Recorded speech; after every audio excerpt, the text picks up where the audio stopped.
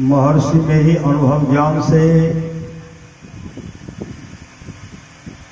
परमाराध्य सदगुरु महाराज की अमृत वाणी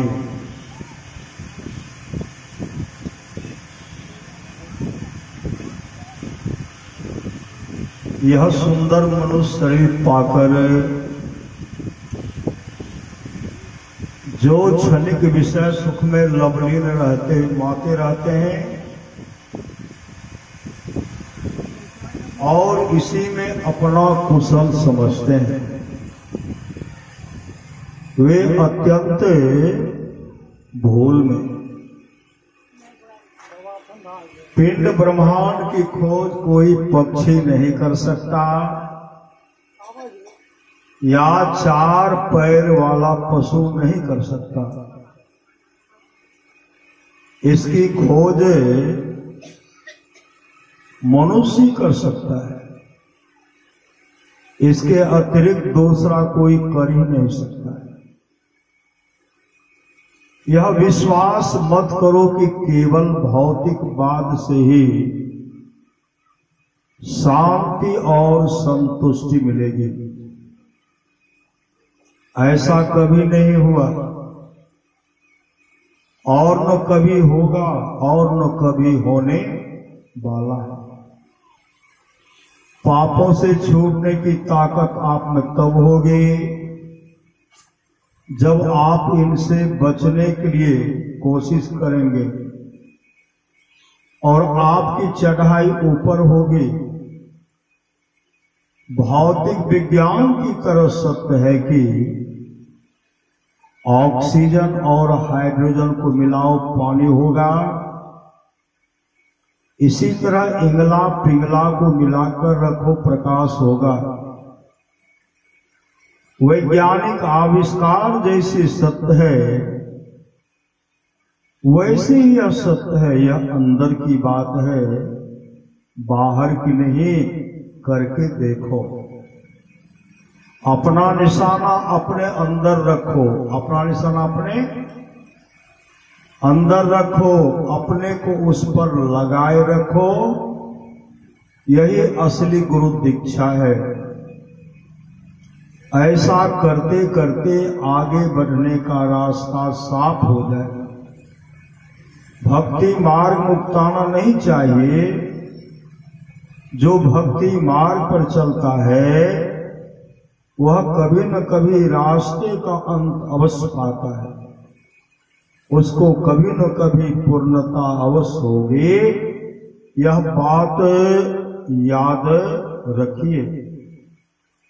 ईश्वर की भक्ति से अपना कल्याण होगा, इसका विश्वास बहुत दृढ़ता से सबको करना चाहिए।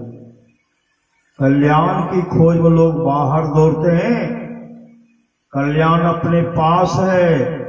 जो परमात्मा को भजते हैं उनका परम कल्याण होता है।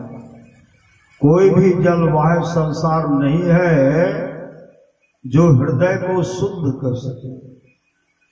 इसके लिए सत्य का व्यवहार होना चाहिए, सत्य के तट पर रहना चाहिए।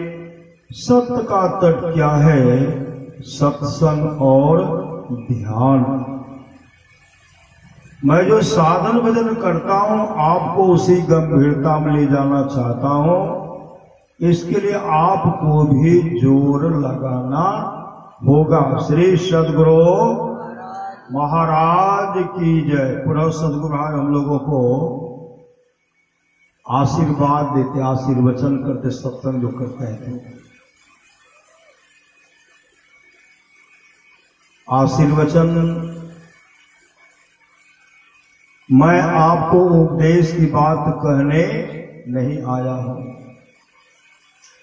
उम्र के ख्याल से मैं आशीर्वाद दे सकता हूं क्योंकि आप लोगों से मेरी उम्र अधिक है।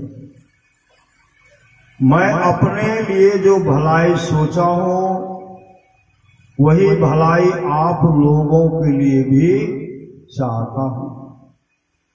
मैं वर्षों तक सोचा तो दृढ़ हो गया कि संतों के ज्ञान में जो मंगल है वही असली मंगल है। इस मंगल के लिए भजन सत्संग करते रहें और सदाचार का पालन कर अपने को पवित्र बनाए रखें। सदाचार के पालन आपको बल मिलेगा और संसार प्रतिष्ठा होगी। यह प्रतिष्ठा सबसे अधिक प्रतिष्ठा है। जो भजन साधन करते रहेंगे तो उनको खाना दाना और कपड़ा की कभी कमी नहीं रहेगी। सुख दुख का परवाह नहीं करते हुए भजन साधन करते रहना चाहिए। मैं ईश्वर से प्रार्थना करता हूँ कि आप लोग सुखी रहें। मैं ईश्वर से प्रार्थना करता हूँ कि आप लोग सुखी रहें। परम पूज्य महर्षि में ही परमहंस जी महाराज का यह आशीर्वचन दिनांक 22 मई 1967 ईस्वी को बिहार राज्य अंतर्गत भागलपुर स्थित महर्षि में ही आश्रम कुप्पा घाट में हुआ था। श्री सद्गुरु महाराज की जय। बंदो गुरुपद कंज कृपा सिंधु नररूप हरि महामोह तुम कुंज जासो बचन रवि करनी करो। धन्य धन्य सतगुरु सुखदाओ महिमा कही न जाए। जो कुछ कहो तुम्हारी कृपा मोते कछु न बसाए। अव्यक्त रूप में प्रातः स्मरणीय अनंत श्री विभूषित परम पूज्यपाद सद्गुरु महाराज के चरणों में कोटि कोटि नमन। विशिष्ट गुरुजन उपस्थित सत्संग प्रेमी महानुभावों, माताओं एवं बहनों, सभी के अंदर में बैठे हुए परमात्मा को कोटि कोटि नमन। महापुरुष की वाणी है, मनुष्य जीवन की सफलता यह मानव का शरीर जो है यह सफल और सार्थक कैसे होगा। कहते हैं मनुष्य जीवन की सफलता भगवत प्राप्ति में है। यह धन बार बार मिलने को नहीं है, इसलिए आगे की यात्रा के लिए अभी से भगवत भजन रूपी धन संग्रह करो। संत कबीर साहब की वाणी है, बार बार नरदेह नहीं यह वीर रे। यह मानव का शरीर जो है बार बार मिलने वाला नहीं, बार बार नरदेह नहीं यह वीर रे। चेत सके तो चेत कहत कबीर रे। कबीर सोए धन संचिए जो आगे का होए। माथ चढ़ाए गांठरी जातन देखा कोई, करिए नित सत्संग को बाधा सकल,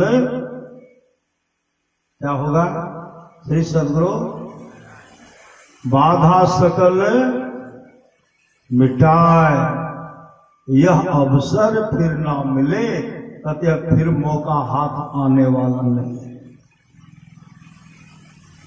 यह अवसर फिर ना मिले, दुर्लभ नर्तन पाए, करिए नित सत्संग को बाधा सकल मिटाए, यह अवसर फिर ना मिले, दुर्लभ नर्तन पाए। आज जो हम लोग सत्संग कर रहे हैं, मुंडन संस्कार के अवसर पर न, छठे माँ छठे का व्रत जो है, छठ व्रत जो है, आज विसर्जन, विसर्जन के बाद बच्चे का मुंडन संस्कार हुआ, और उसके बाद हम लोग अभी अपराह्न कालीन सत्संग में बैठे हुए। महापुरुष की वाणी है, जिस सत्संग हम लोग बैठे हुए हैं, यह सत्संग टाटा बिरला के नसीब में लिखा हुआ नहीं है। यह सत्संग जो है टाटा बिरला के नसीब में लिखा हुआ नहीं है। यह सत्संग जो है, यह सत्संग श्रद्धालु के झोले में, यह सत्संग जो है श्रद्धालु के झोले में रखा हुआ है। यह सत्संग भिखारी के झोले में रखा हुआ है। यह सत्संग सबके भाग में लिखा हुआ नहीं। श्री सद्गुरु आज जो है बहुत बच्चे का छठिया मतलब मुंडन संस्कार हुआ होगा, बहुत जगह हुआ होगा।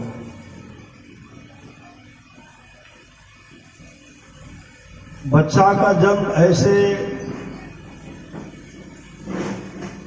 भक्त परिवार में हुआ, सत्संगी परिवार में हुआ है, जिसके लिए बच्चे का जो है मुंडन संस्कार के अवसर पर सत्संग का आयोजन किया गया। अब बहुत ऐसे जगह होगा जहां शराब का सेवन होगा, शराब पीते होंगे, मछली मांस का व्यवस्था किया गया।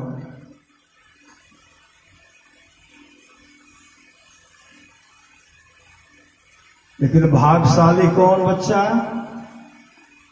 जिनके मुंडन संस्कार के अवसर पर सत्संग हो रहा है, वही भाग्यशाली बच्चा है।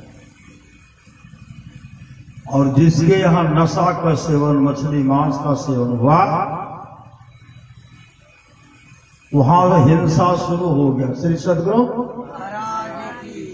और वह हिंसा दुर्गति को कराता, दुर्गति हिंसा। संत कबीर ने कहा, मांस मछलियां खात है, सुरापान से हेते, सो निर्जन से जाएंगे जो मूल्य की खेत। यह कुकर को खान है, मनुष्य देह क्यों खाए, मुख में आमिख मेलता, नरक परेशो जाए। तो बच्चे क्या लेकर के आए, बच्चे सत्संग लेकर के आए, सत्संग लेकर। आप लोग जानते होंगे, सच्ची घटना है, देवर्षि नारद गए नरक लोक। जब नरक लोक गए तो वहां क्या देखते हैं, नरक के कुंड में एक प्राणी पड़ा हुआ था, प्राणी पड़ा हुआ था, सिर नीचे पांव ऊपर, जमदूत उनके पांव को पकड़ करके विष्ठा के कुंड में डुबाते थे। विष्ठा कुंड में डुबाते थे, बाहर करते थे, डुबाते थे, बाहर करते थे। जब वो बाहर करते थे वो छटपटाने लगते थे। देवर्षि नारद देख रहे। जब वो नरक में पड़ा हुआ प्राणी देवर्षि नारद को देखते हैं तो अपना मोछ टेरने लगे, मोछ टेरने लगे। देवर्षि नारद कहते भैया तुम तो नरक के कुंड में पड़े हुए हो, नरक के कुंड में पड़े हुए हो, उसमें भी पखाना का कुंड है और नाक और मुंह से विष्ठा मतलब पखाना स्पर्श हो रहा है, काफी दुर्गंध हो रही है, मोच क्यों टेर रहे हो? नरक के कुंड में पड़ा हुआ प्राणी कहते हैं हे देवर्षि आज मेरे घर पर सत्संग हो रहा है, सत्संग हो रहा है। आज मेरे घर पर सत्संग हो रहा है। देवर्षि नारद कहते हैं किस खुशी में? नरक के कुंड में पड़ा हुआ प्राणी कहते हैं मेरा पोता मां के पेट में है, सत्संग हो रहा है, जन्म लेगा तब सत्संग होगा। छठी शिला हम सत्संग कराते हैं ना, सबके यहां नहीं होता, श्री सदगुरु सबके यहां नहीं होता। जो भाग्यशाली बच्चे होंगे उसके लिए होगा, उसके लिए।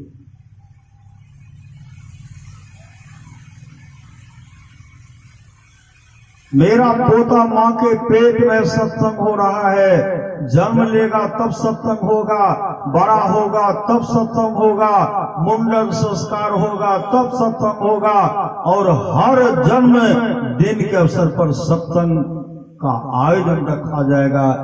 उस घर में बराबर सत्संग होता ही रहेगा। इसलिए अब मैं मोछ टेर रहा हूं, अब नरक में रहने को नहीं है, नहीं है, नहीं। भगवान नरसिंह भक्त प्रहलाद से कहते हैं प्रहलाद किसी भी कुल में मम भक्ता, मेरा एक भी भक्त अगर हो जाता है तो वह 100 पीढ़ी को भक्त तारता, 100 पीढ़ी को भक्त तार देता है, 100 पीढ़ी को वह भक्त उद्धार कर देता है। इस सत्संग का प्रभाव है।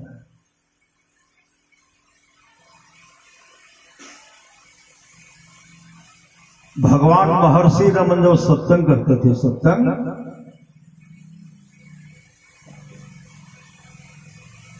उस सत्संग में एक गाय आती थी, गाय आप लोग सुने होंगे, श्री सदगुरु गाय सत्संग आती थी, बराबर आती थी, बराबर। संजोग से एक दिन की बात है, गाय सत्संग में नहीं आई। भगवान महर्षि रमन जब आंख बंद करते हैं, ध्यान करते हैं तो क्या देखते हैं? गाय जो है जंगल में बीमार पड़ गया, गाय जंगल में बीमार पड़ गया। ध्यान के बाद भगवान महर्षि रमन घनघोर जंगल चले, घनघोर जंगल। जब घनघोर जंगल जाते हैं, गाय अपने गुरुदेव को देख करके रोने लगी, आंसू बहा रही। भगवान महर्षि रमन कहते गो मां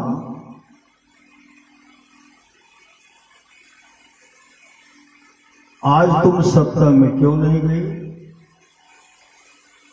गाय रोकर कहे गुरुदेव क्या करूं, आज मेरे सिर बुखार है, कष्ट है, पीड़ा है, इसलिए मैं सत्संग में नहीं जा पाई।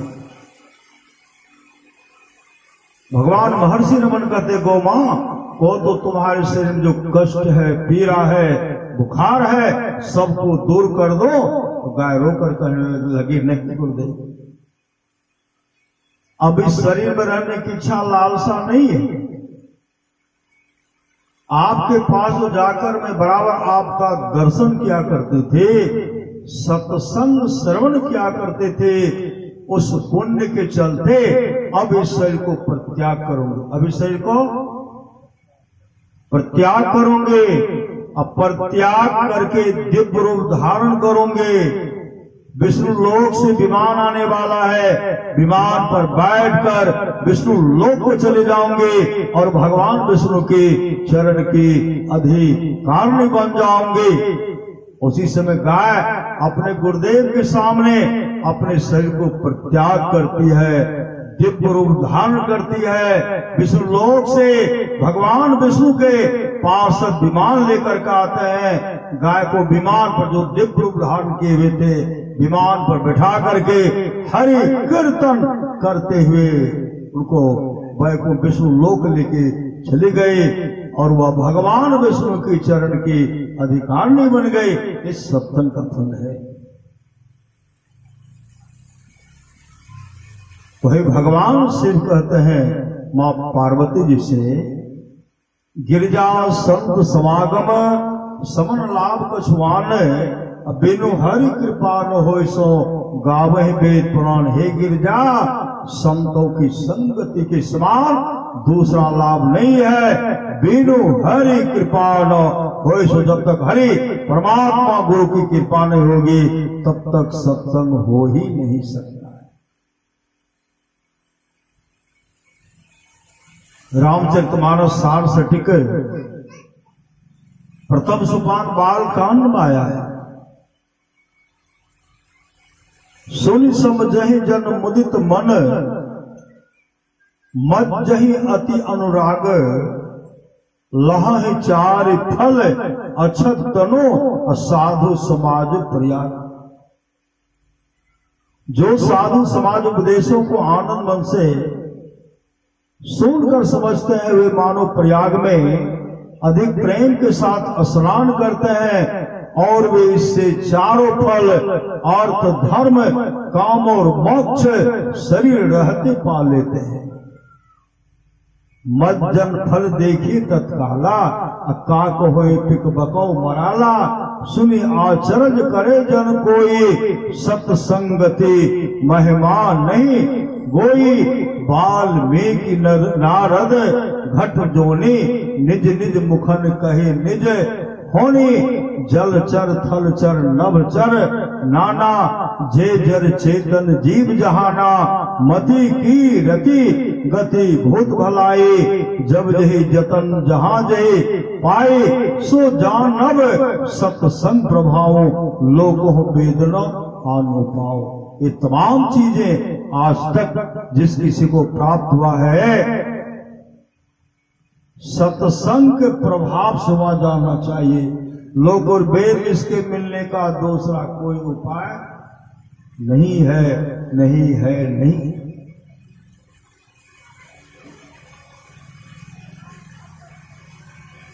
अमर मुनि का उपदेश है, 100 काम को छोड़ करके स्नान करना चाहिए, 1000 काम को छोड़ करके भोजन करना चाहिए, 1,00,000 काम को छोड़ करके सत्संग करना चाहिए। एक काम आया कि सत्संग छूट गया ना, एक काम में सत्संग छूट गया। यहाँ कहते 1,00,000 काम को छोड़ करके सत्संग करना चाहिए, करोड़ों काम को छोड़ करके अपने जीवन के बागडोर को संत सदगुरु के हवाले करना चाहिए और दान करना चाहिए। आज जो है गृहपति के द्वारा क्या हो रहा है, जिस बच्चे का मुंडन संस्कार हुआ, नाना नानी दादा दादी श्री सदगुरु और तमाम जितने भी कुटुंबी जन है, सगे संबंधी हैं, सब मिलकर के क्या आज दान कर रहे हैं? सत्संग दान कर रहे। सत्संग जो सत्संगति दुर्लभ संसारा, निमिष दंड भरी एको बारा। जो सत्संग बहुत बड़ा दुर्लभ है।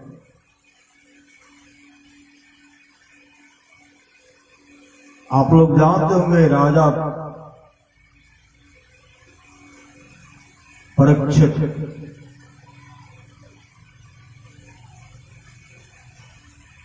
परीक्षित को जब उन पर कलयुग सवार हो गए, कलयुग जब सवार हुए ना, समीक मुनि के गले में मारा हुआ सर्प को गले में लपेट दिया। श्रीमद्भागवत महापुराण को पढ़िए।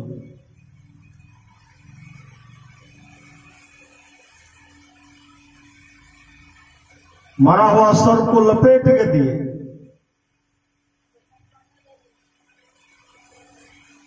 ऋषि पुत्र सब कुछ देखे, कुछ बालक उनको देखे। समीक मुनि का पुत्र नदी के किनारे में खेल रहे थे और वह बालक जाकर के कहते, श्रृंगी तुम यहां क्या कर रही हो? तुम अपने पिताजी को देखो, तुम्हारे पिताजी के साथ किसने ऐसा दुर्व्यवहार किया है? गले में मारा हुआ सर्प को लपेट दिया है। श्रृंगी ऋषि विलंब नहीं किए, कौश की नदी के किनारे में खेल रहे थे। उसी समय नदी में प्रवेश करते हुए हाथ में जल लेते हैं और जल लेते संकल्प करते हैं, जिसने मेरे पिताजी के साथ ऐसा दुर्व्यवहार किया है, 7वें दिन तक्षक उनको दंश करेगा, उनकी अधोगति होगी, वो नरकगामी हो जाएंगे। ऋषि पुत्र का श्राप था। उसके बाद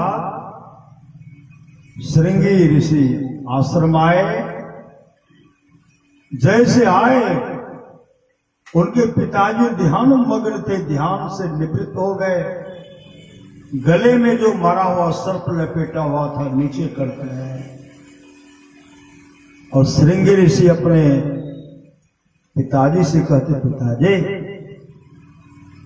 जिसने आपके साथ ऐसा दुर्व्यवहार किया है, उनको मैंने श्राप दे दिया है। 7वें दिन उनको तक्षक दंश करेगा।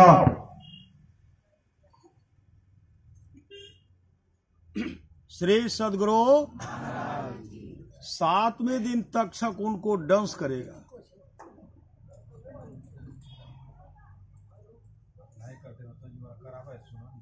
श्री सद्गुरु 7वें दिन तक्षक उनको दंश करेगा। उसकी अधोगति होगी, वो नरकगामी हो जाएंगे। उसी समय समीक मुनि कहते हैं, श्रृंगी तू अच्छा नहीं किया। अरे राजा परीक्षित तो कलयुग का सबसे बड़ा धर्मात्मा राजा है, सबसे बड़ा धर्मात्मा राजा है, और तुमने इस तरह का श्राप देकर के अच्छा नहीं किया। तो श्रृंगी ऋषि कहते हैं, पिताजी मैं जो उनको श्राप दिया हूं, मेरा श्राप तो लगेगा ही। समीक मुनि कहते हैं, श्राप तो लगेगा ही, लेकिन तुमको इस तरह नहीं करना चाहिए, क्योंकि कलयुग का सबसे बड़ा धर्मात्मा राजा है। तब समीक मुनि राजा परीक्षित के पास गए और राजा परीक्षित से कहते, राजन श्रृंगी ने आपको श्राप दिया है, 7वें दिन तक्षक आपको दंश करेगा, आपकी अधोगति होगी, आपको नरक में जाना पड़ेगा। इसलिए उनसे बचना चाहते हैं तो उपाय कर लीजिए। श्रीमद् भागवत महापुराण को उलट करके पढ़िए, उसमें आया है। इतना सुनते ही राजा परीक्षित तो काफी घबराए। और उनके सामने मौत ही मौत दिखलाई पर रही। भयभीत होते हुए अपने पुत्र जन्मेजय को राजगद्दी पर बैठाते हैं और गंगा के किनारा चल दिए। ऋषि मुनि के टोली में पहुंच गए। ऋषि मुनि के पास पहुंचते हुए चीखते चिल्लाते हुए कहते, हे ऋषिवर, हे महात्मागण, मुझे किसी तरह बचा लीजिए, नरकगामी होने से मुझे बचा लीजिए, क्योंकि श्रृंगी ने मुझे श्राप दिया है। श्रृंगी ने मुझे श्राप दिया। इतने भयभीत, इतने घबराए तमाम ऋषि मुनि अपने सिर को नीचे कर लेते हैं। अपने सिर को नीचे कर लिए। उसी समय 15 वर्ष का अवस्था वाला एक श्री सदगुरु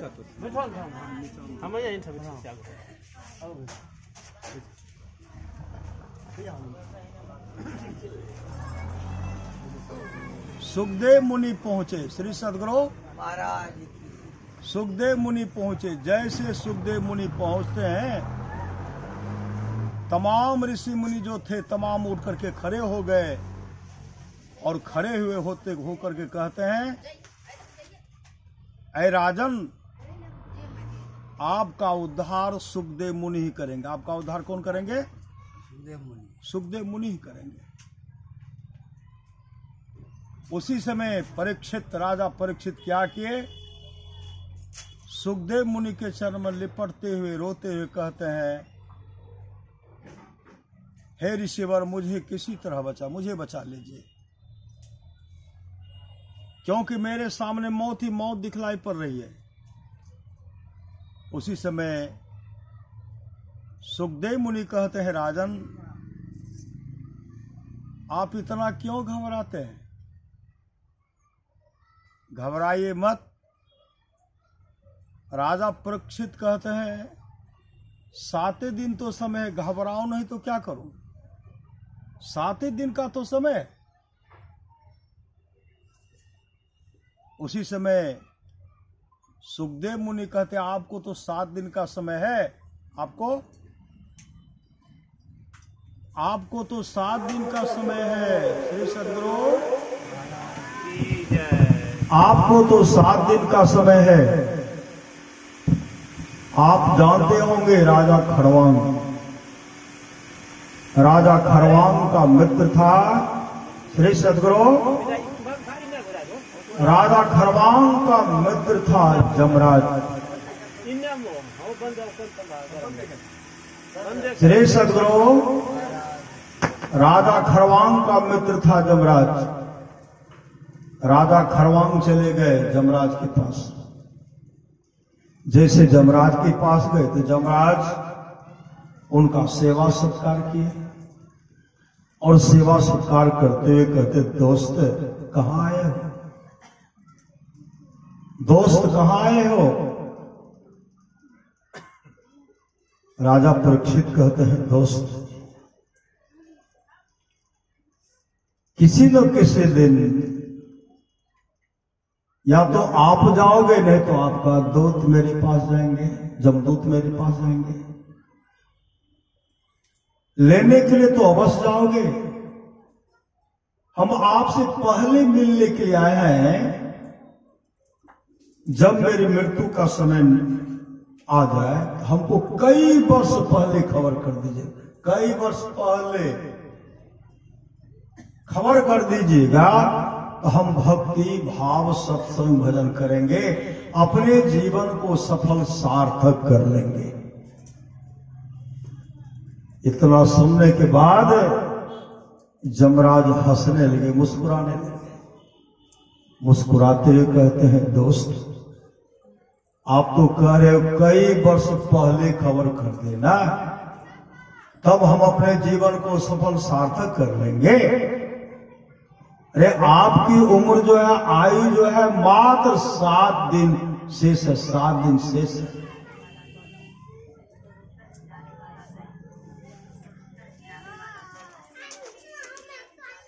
श्री सदगुरु महाराज की जय।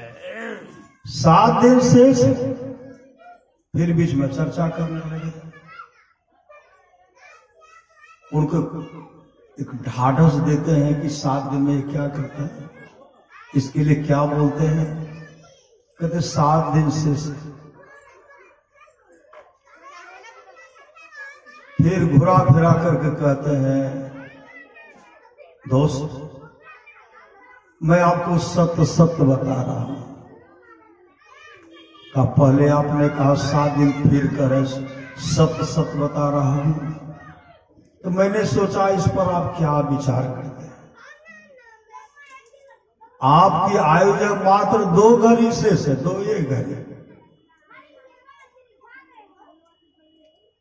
जैसे 2 घड़ी कहते आपकी उम्र शेष है, राजा खरवांग घबराए नहीं, राजा खरवांग घबराए नहीं। उसी समय जमराज के साथ बैठ करके 2 घड़ी तक सत्संग की, 2 घड़ी तक सत्संग करते करते, सत्संग सुनते सुनते राजा खरवांग को समाधि लग गई, समाधि। और राजा खरवांग अपने आत्म स्वरूप का दर्शन करते हैं। आत्म स्वरूप का दर्शन करते हुए मोक्ष धाम को चले गए। इस सत्संग का फल है। 2 घड़ी में उनकी अच्छी गति हो गई। आपको तो 7 दिन का समय है, आप काहे घबरा रहे हैं। तब राजा परीक्षित कहते हैं, गुरुदेव जल्दी से सत्संग प्रारंभ किया जाए, जल्दी से सत्संग प्रारंभ किया जाए। सत्संग का व्यवस्था किया गया। सुखदेव मुनि मंचासीन हो गए। जैसे सत्संग प्रारंभ होने वाला है, देवलोक में खलबली मच गई। जिस परीक्षित का अधोगति होने वाला है, दुर्गति होने वाला, नरकगामी होते, वह परीक्षित सत्संग का आयोजन रखे। सत्संग का आयोजन भगवान इंद्र तमाम देवता को कहते हैं, चले हम लोग सुखदेव मुनि के पास चले, अमृत का कलश ले, अमृत का कलश लेकर के आए सुखदेव मुनि के पास। और सुखदेव मुनि से कहते हैं, ऋषिवर यह इसमें अमृत का कलश, अमृत है, अमृत जो है न, राजा परीक्षित को पिला करके अमर कर दीजिए और उसके बदले में हम लोगों को सत्संग सुना दीजिए, हम लोगों को सत्संग सुना दीजिए। सुखदेव मुनि अपना मुंह फेर लेते हैं। मुंह फेरते हुए कहते हैं, सत्संग से बढ़कर अमर होना अच्छा नहीं है। मुझसे बढ़कर, सत्संग से बढ़कर के अमर होना, अमृत पीना अच्छा नहीं है।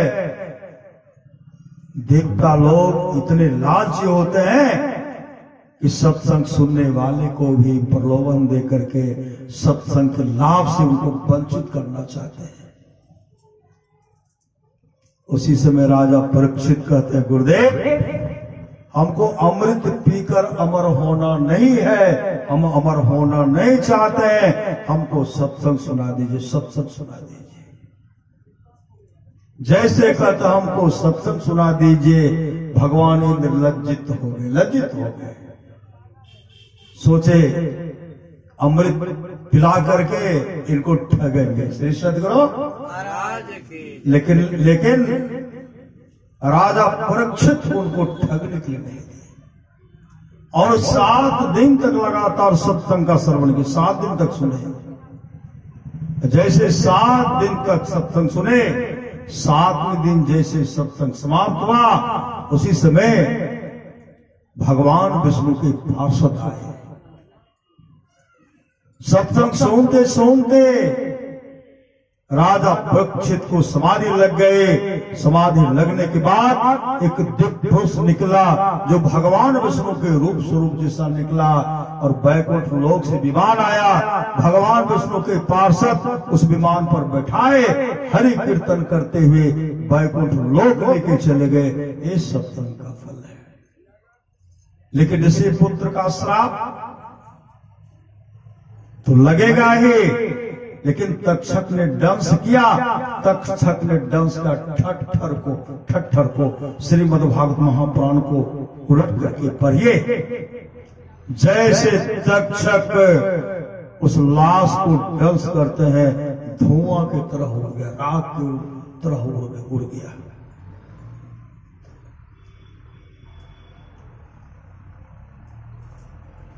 भगवान श्री कृष्ण कहते हैं निष्पाप बुद्धि, कोई कितना भी अश्वमेध यज्ञ कर ले, अश्वमेध,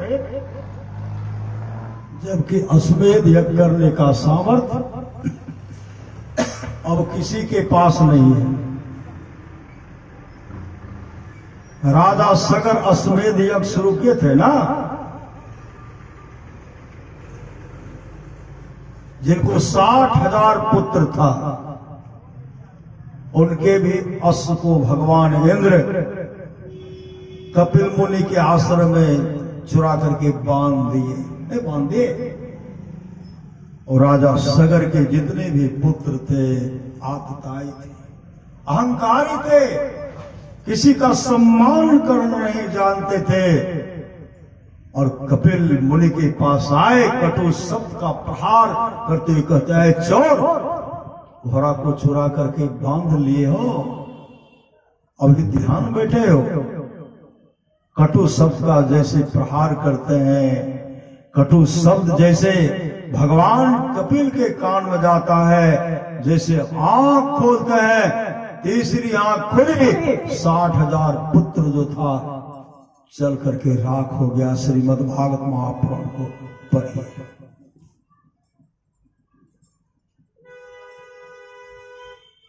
भगवान श्री राम भी अश्वमेध यज्ञ कितने किए थे, लेकिन उनके भी घोड़ा को रोके। कौन रोके? लव कुश रोके। बड़े बड़े वीर को छक्का छुड़ा दिए।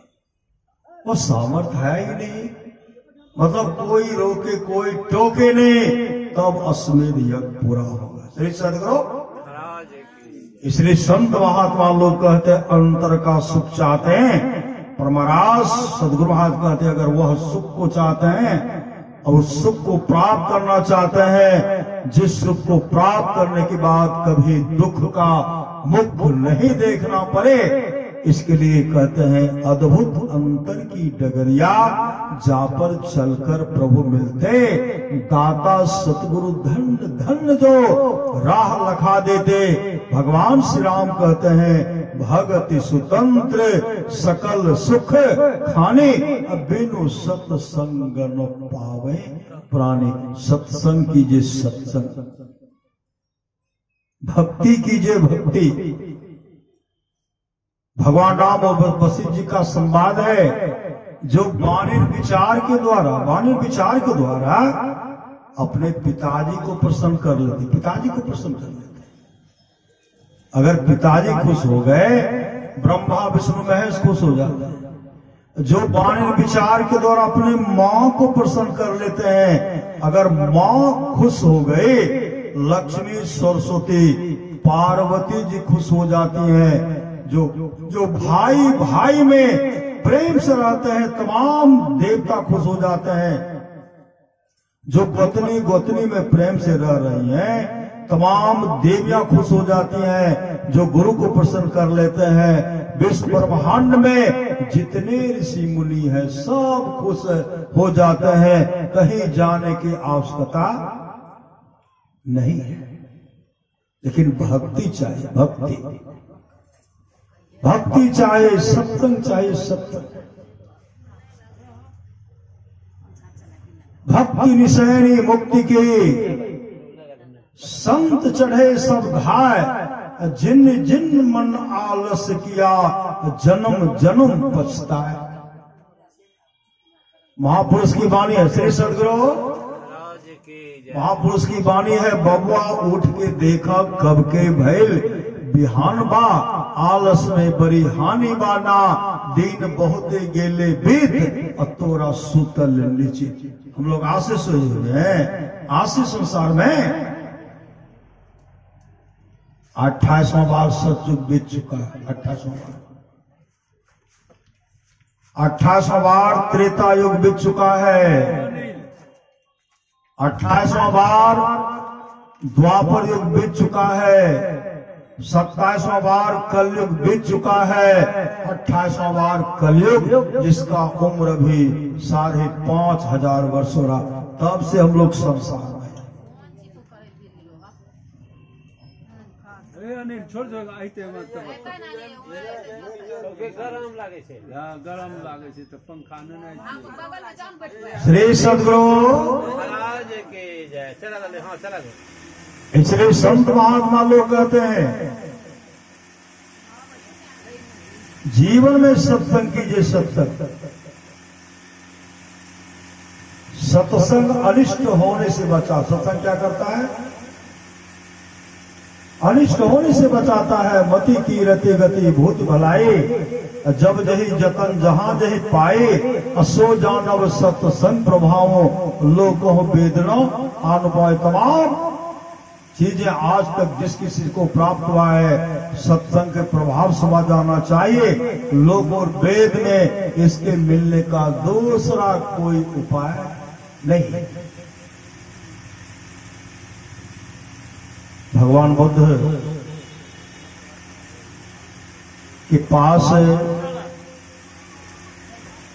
एक ब्राह्मणी पहुंचे। श्री सदगुरु भगवान बुद्ध के पास एक ब्राह्मणी पहुंचे और उनके साथ में उनका इकलौता पुत्र था ब्राह्मण कुमार, जो 5 वर्ष का था। ब्राह्मणी भगवान बुद्ध को प्रणाम करते हैं तो भगवान बुद्ध उनको आशीर्वाद दी।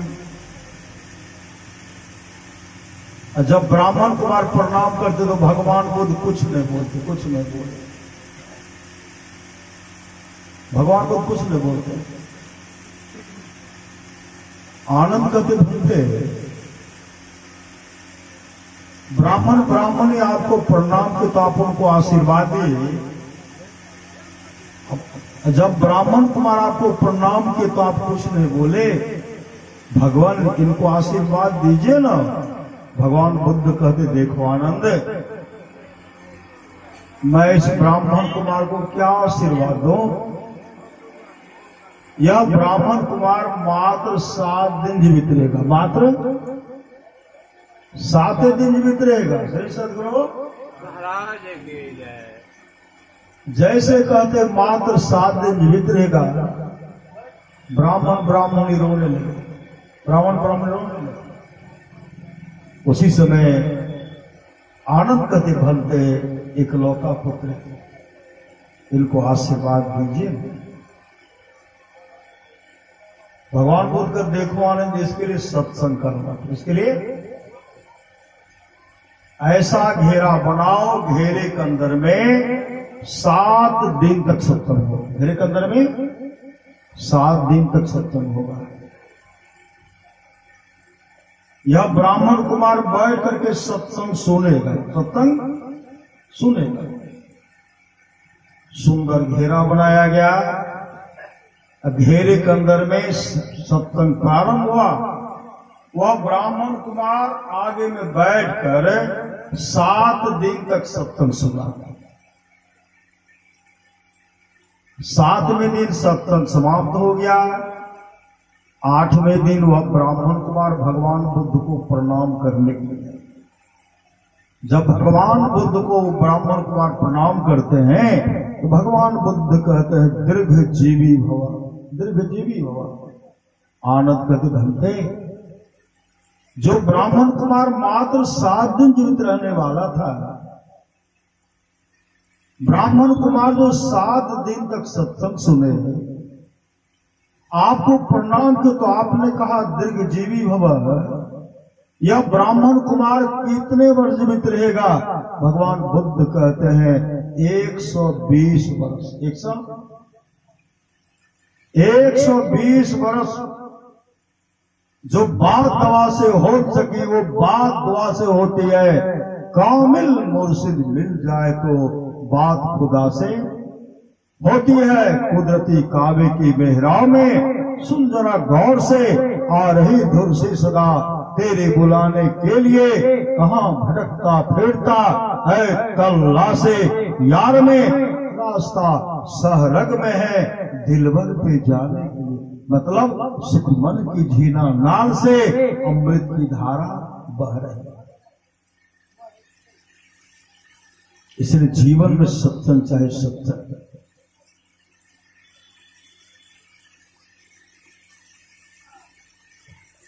पतिव्रता के बारे में भी सुन रहे थे ना?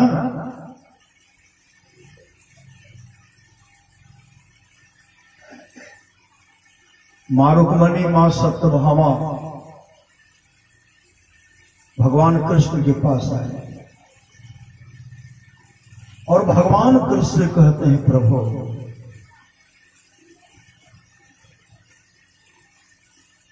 स्त्रियों के लिए ऐसा कौन सा शुभ कर्म है, स्त्रियों के लिए ऐसा कौन सा शुभ कर्म है जिससे पुत्र की मृत्यु जो है, पुत्र की मृत्यु टल सके।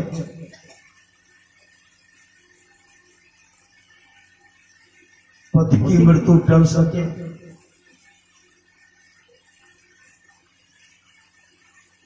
तो भगवान कृष्ण कहते हैं, रुक्मणी हे सत्यभामा, मैं आपको एक कथा सुना रहा हूं।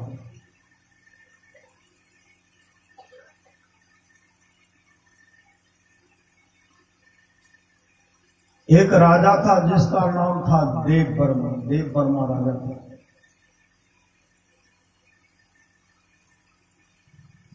देव वर्मा राजा बहुत बड़े धर्मात्मा, बहुत बड़े धर्मात्मा राजा, बहुत बड़े धर्मात्मा।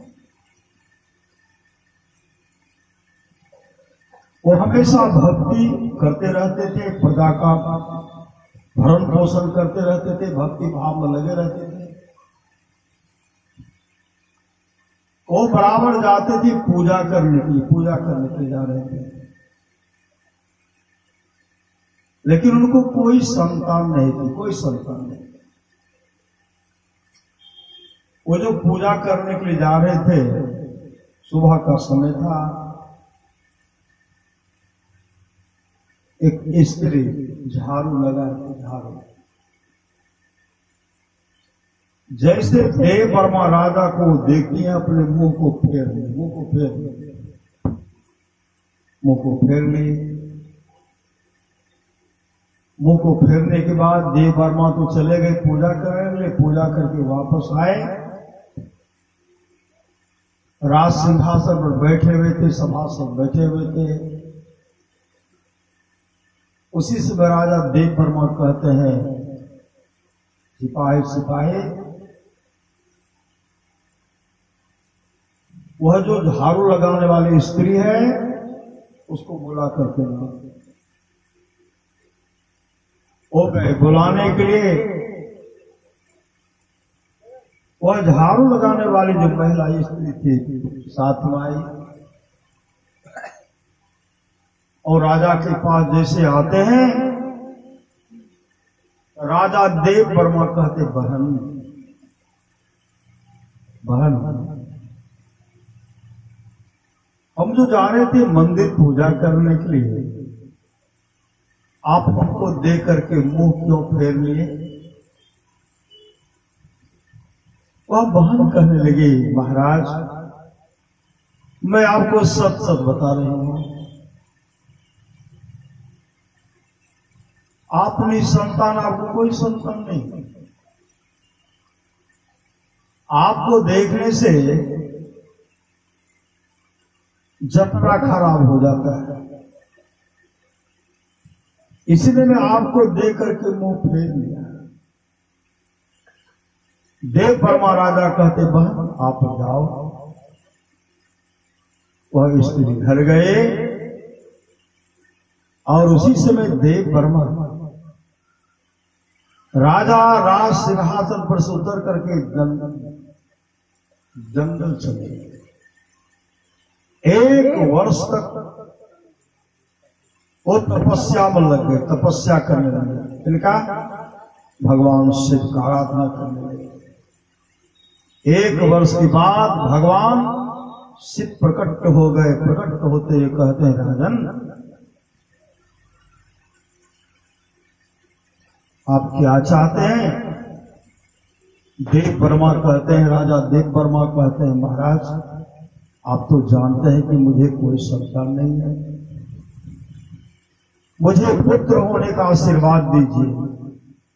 कम से कम मेरे राज्य का उत्तराधिकारी हो, देख रेख करने वाला हो। उसी समय भगवान शिव कहते हैं आप इस जन्म के बारे में चर्चा कर रहे हैं, आपको 7 जन्मों तक कोई संतान नहीं हो, कोई संतान नहीं, 7 जन्म। और इस जन्म के बारे में आप बोल रहे हैं।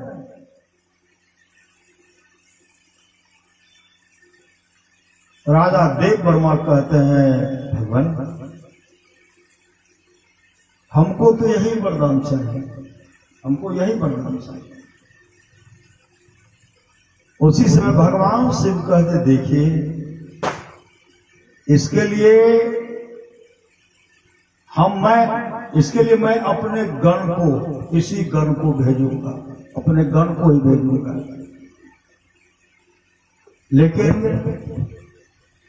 उसका उम्र जो होगा मात्र 25 वर्ष होगा, 25 वर्ष।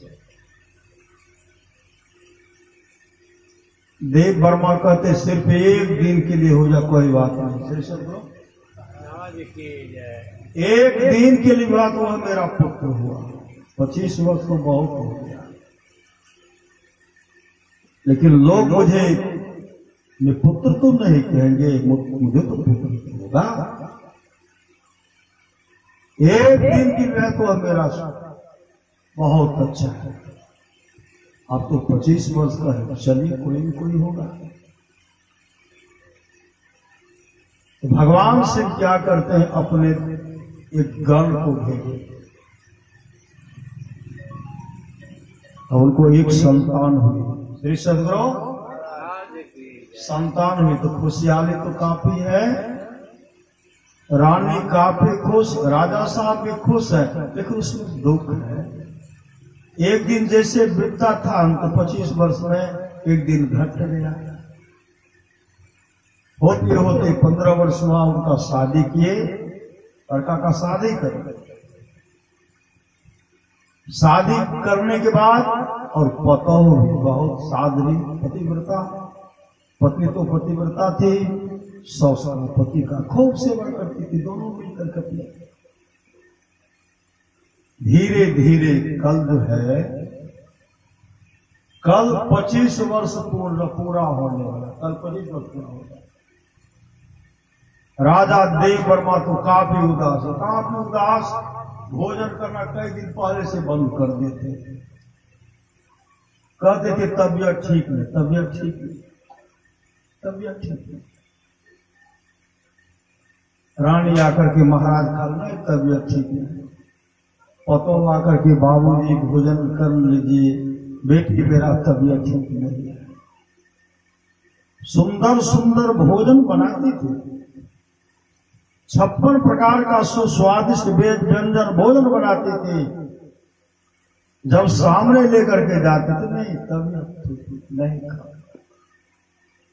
इक्के दिन मन में कह रहा, पत्नी को नहीं बताया, इक्के दिन शेष है। उसी समय उसी राज के अंदर में एक भिखारी थे। भिखारी की लड़की बहुत सुंदर थी, बहुत सुंदर।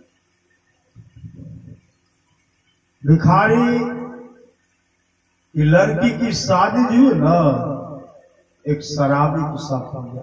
भिखारी को पता नहीं, शराबी अपने पत्नी को बहुत मार पीट कर पिटाई करते थे, बहुत पीटते थे। अंत में उनको वहां से भगा दिए। भिखारी भीख मांग करके अपना भरण पोषण अपने बेटी का भी कर रहे हैं।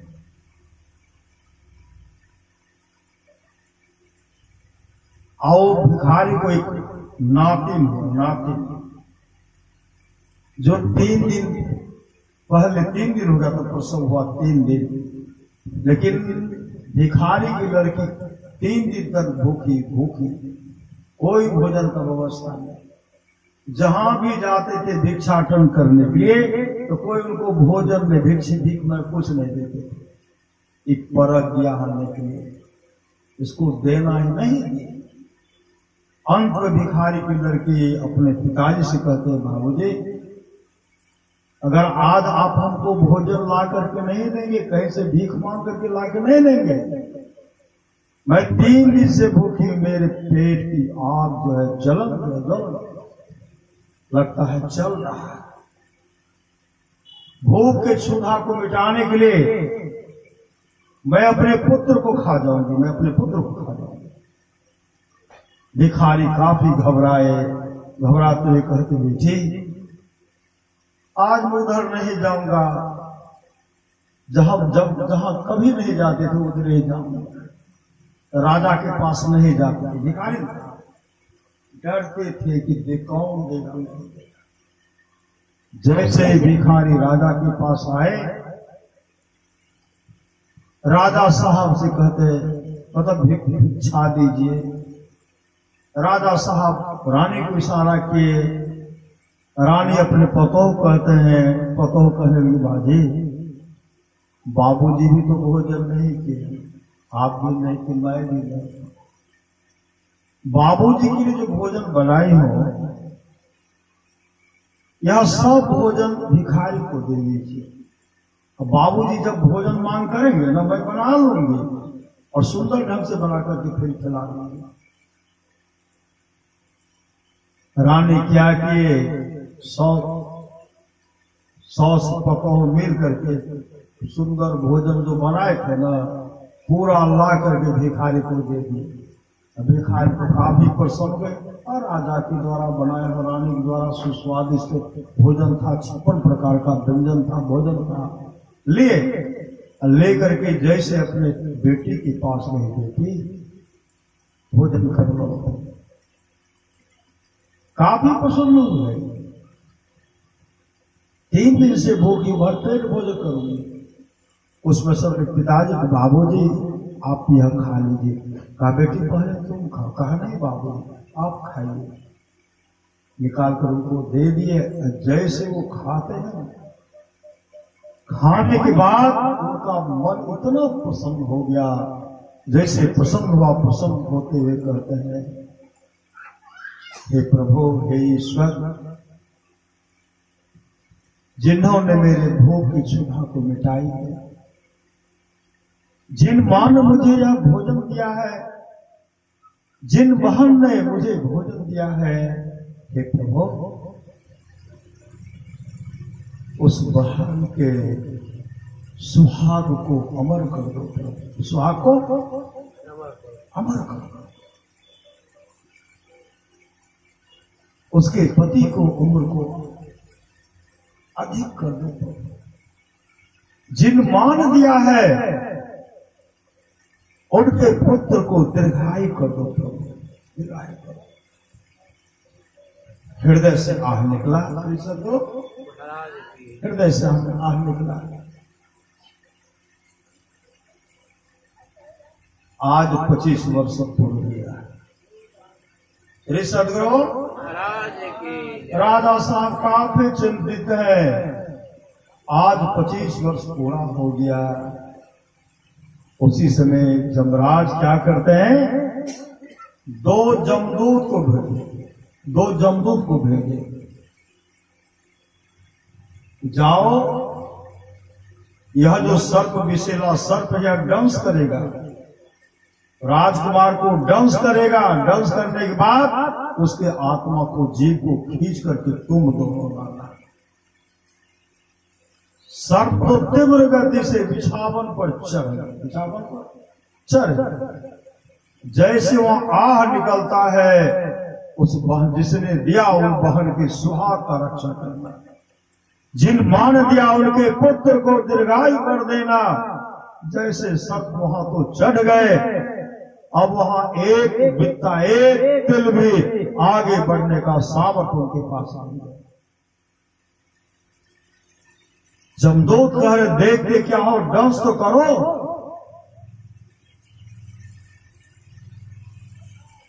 कालराज कहते हैं, सर्प कहते हैं, मुझसे एक तिल भी आगे बढ़ा नहीं जा सकता, क्योंकि मेरे पास शक्ति नहीं है, मेरे पास शक्ति नहीं है, शक्तिहीन हो गया, मैं आगे नहीं बढ़ सकता।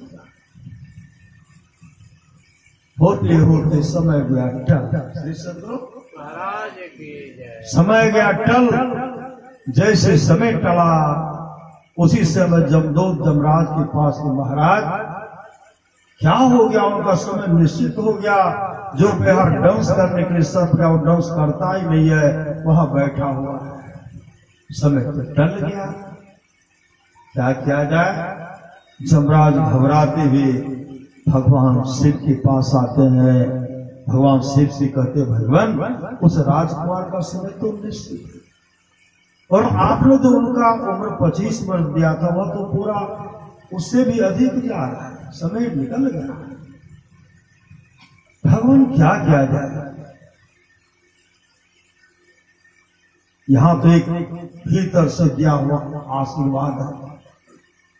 उसी से भगवान शिव कहते हैं, जब कुछ समय बढ़ गया, एक काम कीजिए, उसके उम्र को और बढ़ा दीजिए, उम्र को और बढ़ा दीजिए।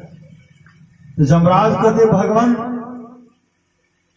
कितने दिन कितने वर्ष उनकी उम्र को बढ़ाया जाए? भगवान शिव कहते 112 वर्ष। 112 वर्ष ये दान का फल है। श्री सदगुरु महाराज की जय। धन की 3 गति, पहला है दान, दूसरा भोग, तीसरा है नाश। कोई आते हैं भिखारी आते हैं ना, लोग दान देते हैं ना, दान दे देवे कभी हिचकिचाहट, लेकिन जूठा मत दीजिए, जूठा मत दीजिए। कहते पहला गाय को दीजिए, कहते पहला साधु को दीजिए, सास ससुर को भोजन दीजिए, समय पर भोजन, पहला अन्न दीजिए। भोजन बनाते तो अपने इष्ट को भी चढ़ाइए, लेकिन पहला रोटी साधु को, पहला रोटी गाय को, साधु गाय को दीजिए, अपने इष्ट को चढ़ाइए। इष्ट को चढ़ाए तो बन गया आपके लिए महाप्रसाद बन गया, लेकिन गाय तो मिलेगी। पहला रोटी गाय को, गाय को दीजिए, कुत्ता को दीजिए, और कौवा को दीजिए। श्री सदगुरु जीवन में एक टुकड़ा भी अगर आप प्रत्येक दिन दान करते हैं, ऐसा दान करेंगे, आने वाले समय में आपको अन्न की कमी नहीं होगी, नहीं होगी, नहीं होगी। यहाँ भी सुख और वहां भी सुख। इसके लिए भगवान श्री राम कहते हैं, जौ पर लोग यहाँ सुख चाहो, सुनिमम वचन हृदय दृढ़ गहो, सुलभ सुखद मार्ग यह भाई, भगति मोर पुराण श्रुति गाई, भगति स्वतंत्र सकल सुख खाने, बिनु सत्संग न पावहीं प्राणे। मतलब जीवन में सत्संग कीजिए और दान कीजिए।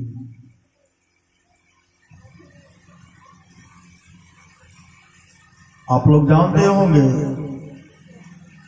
कार्तिक महात्म्य, कार्तिक के महीने है ना, इस सदगुरु और कार्तिक स्नान ही करते हैं। और कार्तिक स्नान में क्या करते हैं? एक दिन अंतिम में क्या करते हैं? आमला वृक्ष के पास न जहां जो वृक्ष उपलब्ध वहां जाकर के क्या करें? मेरे को आमला वृक्ष शिव मंदिर में और सब कार्तिक स्नान करने अंतिम दिन क्या करते थे, सब जा करके वहां भोजन बनाते थे, भोजन। अब भोजन बना करके जहां जहां जिनको श्रद्धा खिलाते थे, ठाकुर बारे में जो बाबा रहते उनको खिलाते थे, और सब मिल करके खा लेते, सब मिलकर खाते। अपन अपन भाई का चलिए न होता तो बने हुए थे खैया से बहुत पहुंच जाते थे, अब बहुत बिना कहे हुए चले जाते थे। जैसे देखे चूल्हा शुरू हो गया तो बहुत आदमी पहुंच जाते थे। जब तक खाते रहे थे तब तक वहां से वो टसकते नहीं। इसे सदगुरु यह भी धन है न है। तो संजोग से आप लोग जानते होंगे कांची नरेश राजा चौल के बारे में कार्तिक महात्म्य दिया गया। कार्तिक महात्म्य कांची नरेश राजा चौल, एक दिन की बात है, वो मुद्गल ऋषि को संग लिए, बड़े बड़े विद्वान पंडित,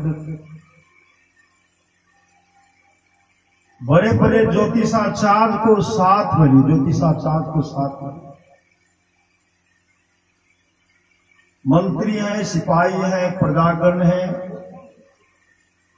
और सबको संग में ले करके सज धज करके श्री सदगुरु साज बाज के साथ भगवान विष्णु के विग्रह पर, पावन विग्रह पर चढ़वा चढ़ाने के लिए गए। चढ़वा चढ़ाए, क्या चढ़ाए? जैसे मंदिर पहुंचते हैं ना, चढ़वा में चढ़ाए सोना, चांदी, हीरा, जवाहरात, और जो था चढ़ाए आंख बंद करके घूम रहे। अभी सुन रहे थे, सो धन धन प्रथम गति चाहे।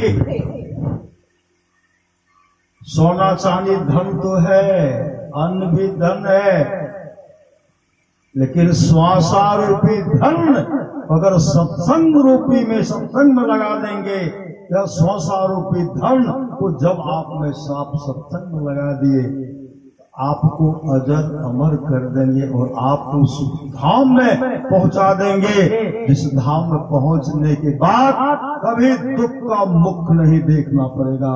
इसलिए धन घरे सोई जब सत्संगा, धन धन जन्म दुजे भगति।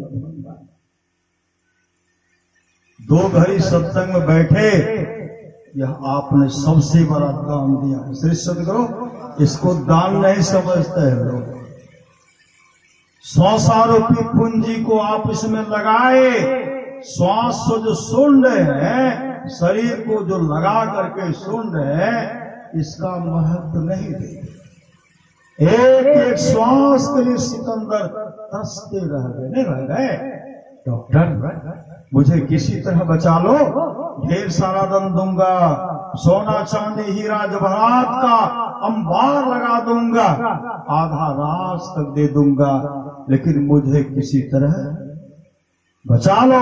डॉक्टर ने कहा, है विजेता, आप दुनिया की तमाम दौलत मेरे हवाले कर दीजिए, लेकिन आपके श्वास में एक भी श्वास जोड़ने को किसी को ताकत नहीं है, किसी को ताकत नहीं है, किसी को ताकत नहीं है। उस समय सिकंदर पश्चाताप करते हुए कहते, काश अगर हम जानते कि दुनिया की तमाम धन दौलत देने के बाद भी मेरा अपना प्यारा सा श्वास, जो श्वास हम लोग ले रहे हैं, गैस सिलेंडर में गैस भरा रहता है ना, नहीं रहता है, उसी तरह इसमें गिनती के साथ हम लोगों को श्वासारूपी पूंजी मिला है। सदगुरु इस श्वासारूप पूंजी का सदुपयोग कर लीजिए। अपने जीवन के बागडोर को संत सदगुरु के हवाले करके, मतलब दीक्षा लेकर के, भजन भेद लेकर के उस नाम का सुमरन कर लीजिए। सुमरन अभी सुन रहे थे ना, भगवान शिव जो मां पार्वती जी से कहते हैं, राम महे सुमरिये गाइए राम ही संतत सुनिए राम गुण। ग्राम परमाराज सुराज कहते हैं गुरु धन्य है, गुरु धन्य है, गुरु धन्य है दाता दयाल। दया करे ओ गुण हरे, दे टाल भव जंजाल। सब मिल कहो जपते रोज मिल, क्या कहो उस गुरु प्रदत्त मंत्र को जपिए। गुरु जो एक अक्षर शिष्य को देते हैं बताए, और धरती पर वह द्रव नहीं जो देकर निरुता। इसे राम है सुमिरिए गाय राम कहते हैं। गुरु धन्य है, गुरु धन्य है, गुरु धन्य है दाता दयाल। दया करे ओ गुण हरे, दे टाल भव जंजाल। सब मिल कहो जपते रहो जी, बने रहो खुशहाल। हरदम रटो कबहू न हटो, तो ही छेड़ेगा ना काल भी छेड़खानी आपके साथ नहीं करेंगे, जब गुरु पदर्थ मंत्र को जपते रहेंगे। संत कबीर ने कहा नाम लगन छूटे नहीं, सोई साधु से आना हो। माटी के बर्तन बनियो पानी लिसाना हो। बिन सत बार लागे हैं, क्या राजा क्या राना हो। क्या सराय का बासना सब लोग बेगाना हो। बहुत भोर सब उठी चले, दूर देश को जाना हो। 8 पहर सन्मुख ले, सोई बांधे बाना हो। जीत चला भव सागर है, सोई सूरा मर्दाना हो। सतगुरु की सेवा करे, पावे पर बाना। परवाना मतलब मोक्ष को प्राप्त करेंगे। सतगुरु की सेवा करे, पावे परवाना हो। कहे कबीर धर्मदास से यही काल डेराना हो। पर संत कबीर साहब कहते हैं नाम सुमर नर बाब रे, तेरी सलान देहिया रे। यह माया को कौन की, फिक्रे संग लागी रे। कुदरी से उठ जाएगी चित चेत भागी रे। सोने की लंका बनी भय धूल की धानी रे। सोई रावण की साहिबी छिन माही बिलानी रे। 16 जोजन मध्य में चले छत्र की छाई रे। सोई दुर्योधन मिल गए माटी के माही रे। भव सागर माय के कछु क्यों न नेकारे। यह जीरा अनमोल है होरी में फेंकारे। कहे कबीर पुकार के यहाँ कोई न अपना रे। यह जीरा चली जाएगी जैसे रैन का सपना। रात में स्वप्न देखते हैं, जगने के बाद क्या मिलता है। बहुत बड़ा थैली तो मिलल है सोना के आता हाथ में। राजपाट सब हरा गए, जगने के बाद हराता है। इसलिए नाम का सुमरन कीजिए। कांची से राजा क्या कि सोना चांदी चढ़ाए, राजा चढ़ा करके काफी खुश है। मन में आंख बंद करके मंत्र जपते अपने जीवन के बागों को संत सदगुरु के हवाले किए नहीं थे। किनको जपे मन में खुश है। हम तो भगवान को हीरा चढ़ा दिए, मेरे चढ़वा को कोई और देखे। सोना चढ़ाए, हीरा चढ़ाए, जवाहरा चढ़ाए, मने मन मगन हो रहे हैं, आंख बंद किए हुए हैं। और उसके बाद एक गरीब भक्त विष्णुदास आए, कार्तिक महात्मा पर। विष्णुदास जैसे आए ना, भगवान विष्णु के चरण पर फूल चढ़ाए दिए। फूल चढ़ाए, जैसे फूल उन पर चढ़ाते हैं ना, जो भी राजा साहब का चढ़वा था सब ढक गया, अब दिखलाई नहीं पड़ा। राजा साहब जब आंख खोलते हैं देखते हैं मेरे चढ़वा का किसने अपमान कर दिया। हम तो सोना चांदी हीरा जवाहर चढ़ाए थे, मेरे चढ़वा का किसने अपमान कर दिया। पीछे जब मुड़ करके देखते दीन गरीब व्यक्ति थे विष्णुदास, भगवान के भक्त थे विष्णुदास, पीछे खड़े। विष्णुदास से कहते तू मेरे बराबरी मंदिर प्रवेश क्यों कर दिया। मेरे बराबरी मंदिर में तू क्यों प्रवेश किया। डांटने लगे। राजा साहब खूब डांटे, मंत्री भी डांटे, सिपाही भी डांटे, प्रजागण भी डांटे। डांटते हुए राजा साहब निकले, पीछे से विष्णुदास भी निकले। राजा साहब के घर के बगले में सड़क के इस पार राज दरबार, उस पार विष्णुदास का एक छोटा सा झोपड़ी था। डांटते वहां पहुंचते, वहां पहुंचने के बाद राजा साहब कहते हैं, मंत्री जी भक्त मैं हूं, राजा मैं हूं, बड़ा मैं हूं, भक्त में भी बड़ा मैं हूं, इसलिए मेरे राज दरबार में हवन होगा। हवन, हवन का व्यवस्था किया जाएगा। नाम कीर्तन होना चाहिए। व्यवस्था राजा साहब थे, पूरा व्यवस्था हो गया। उधर हवन भी हो रहा है, उधर नाम का कीर्तन, नाम का गुणगान भी हो रहा है। भगवान को खुश करने के लिए विष्णुदास के मन में हुआ, हम तो गरीब हैं, हम क्या चढ़ाएंगे। राजा साहब तो भगवान को प्रसन्न करने के लिए अच्छा अच्छा व्यवस्था किए, लेकिन मेरे पास तो कुछ है नहीं। तब वो विचार करते हैं, हम भी भगवान को प्रसन्न करने के लिए कल से रोटी बनाएंगे और भगवान को रोटी चढ़ाएंगे। कल से भगवान को रोटी चढ़ाएंगे। विष्णुदास स्नान करके रोटी बनाए। श्री सदगुरु विष्णुदास स्नान करके रोटी बनाए और फिर मन हुआ कि फिर स्नान करना चाहिए तब न चढ़ाएंगे। फिर का स्नान करने के लिए स्नान करके जब उधर से आते हैं ना, रोटी हो गई चोरी, रोटी चोरी हो गई। विष्णुदास कहते हम तो रोटी बनाए, लेकिन हम अपने भगवान को रोटी नहीं चढ़ा पाए। किसने मेरी रोटी चोरी कर ली?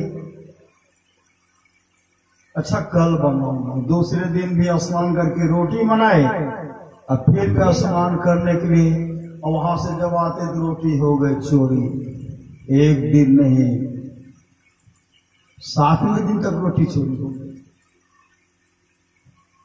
6ठे दिन तक रोटी चोरी हो गई।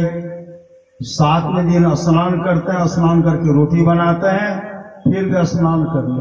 और जैसे स्नान करने के लिए गए, अंतः प्रेरणा हुई विष्णुदास, तुम रोटी बनाते हो, तुम्हारी रोटी चोरी हो जाती है। आखिर में चोर को कब पकड़ोगे? चोर को स्नान को छोड़ो, पहले चोर को जाके पकड़ो।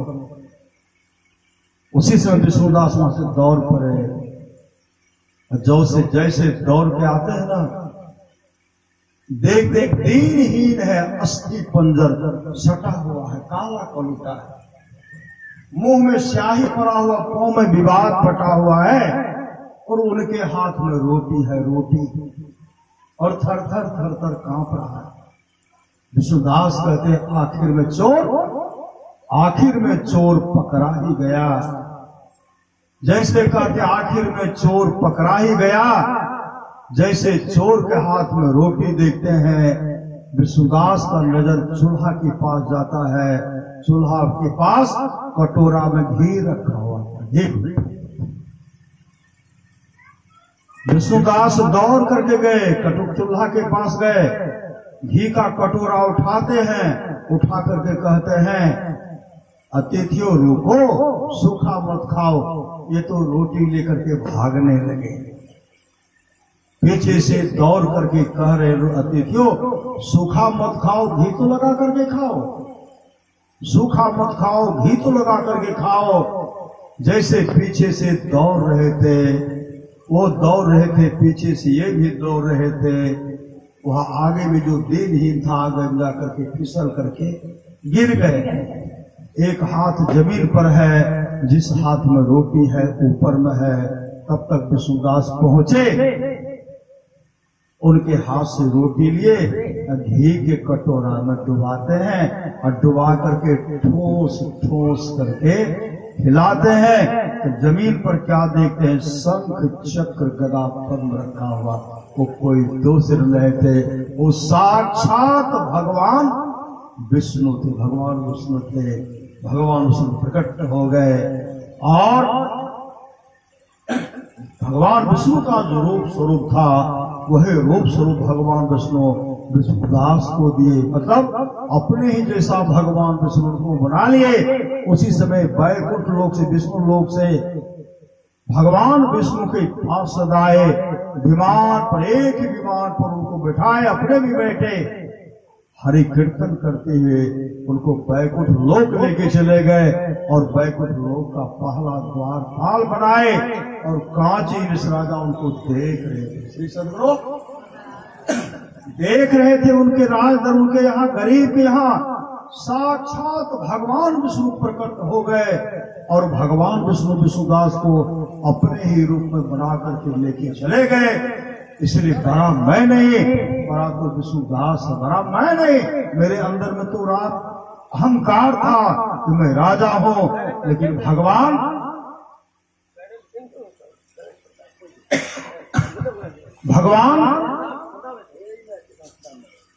धनी के नहीं होते, श्री सदगुरु भगवान अहंकारिक नहीं होते। भगवान तो श्रद्धालु को होते, भगवान श्रद्धालु को होते हैं। इसलिए बड़ा मैं नहीं, बड़ा तो विष्णुदास है, बड़ा तो विष्णुदास है। श्री सदगुरु तब पता लगाए, कांची नरेश राजा चौल पता लगाए, विष्णुदास को जो भगवान विष्णु दर्शन दे दिए, तो विष्णुदास पहले से करते क्या थे?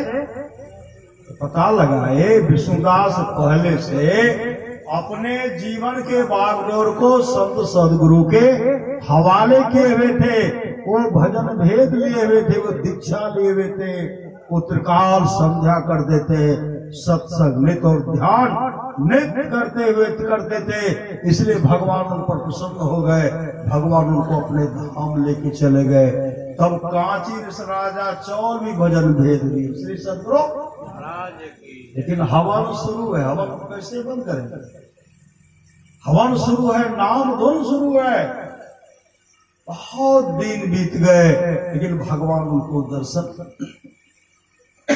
नहीं दिए। एक दिन की बात है, कांची राजा चौल कहते हैं, मेरे अंदर में अहंकार था, इसलिए मैं यहां बड़ा हुआ। विष्णुदास के अंदर में जो श्रद्धा था, भगवान उनको लेके चले गए। अब जीना हमको धिक्कार है, अब हमको जीना नहीं चाहिए, क्योंकि मेरे अंदर में अहंकार, मैं अहंकार है। उसी दिन सबके सामने कह देते हैं, आज अगर भगवान विष्णु हमको दर्शन नहीं देंगे तो हम हवन कुंड में छलांग लगा करके आत्महत्या कर लेंगे। सबको जानकारी दे दी, समय पहुंच गए। उसी समय कांची राजा चौल हवन कुंड के पास गए और हवन कुंड के पास गए और भीतर से मंत्र को सुमरन, मंत्र जाप कर रहे थे। इसके लिए भगवान श्री राम सभी से कहते हैं, मंत्र जाप मम दृढ़ विश्वासा, पंचम भजन सो वेद प्रकाशा। इसलिए हमको जब भगवान विष्णु दर्शन नहीं दिए, हमको जीने का कोई हक अधिकार नहीं है। इसलिए हम हवन कुंड में छलांग लगा करके आत्महत्या करने के लिए जा रहे हैं। श्री सदगुरु आत्महत्या करने के लिए जा रहे हैं। उसी समय नाम का सुमरण करते हुए जैसे हवन कुंड में छलांग लगाते हैं, श्री सदगुरु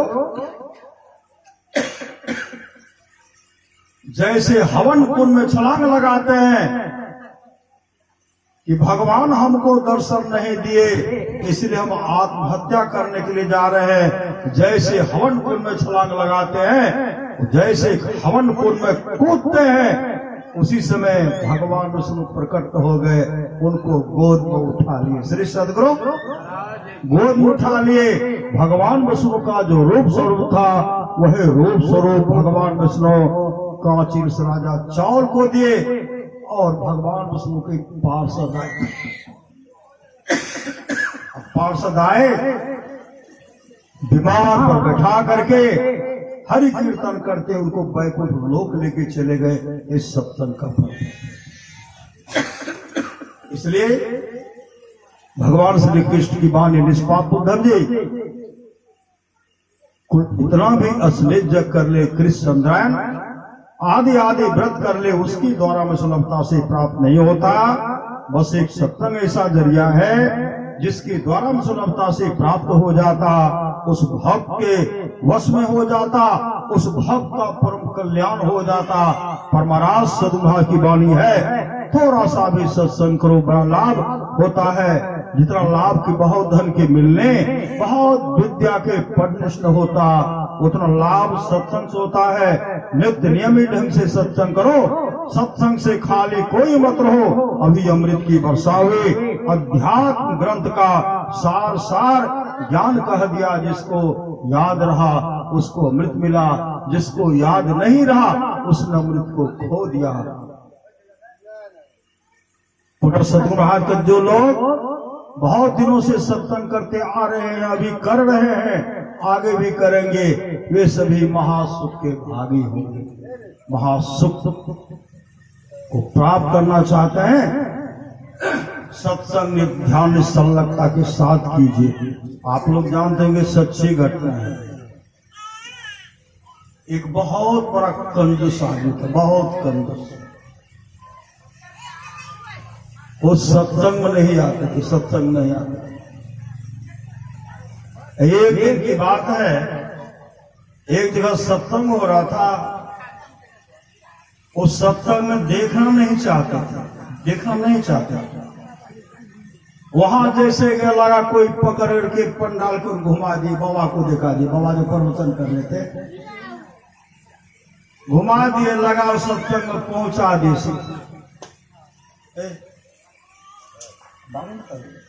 वीडियो बने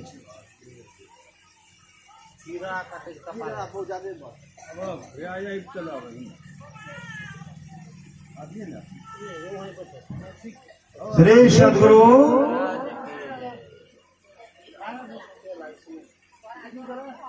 श्री सद्गुरु महाराज की जय। क्या करते, उनको लगा उधरे घुरा दिए।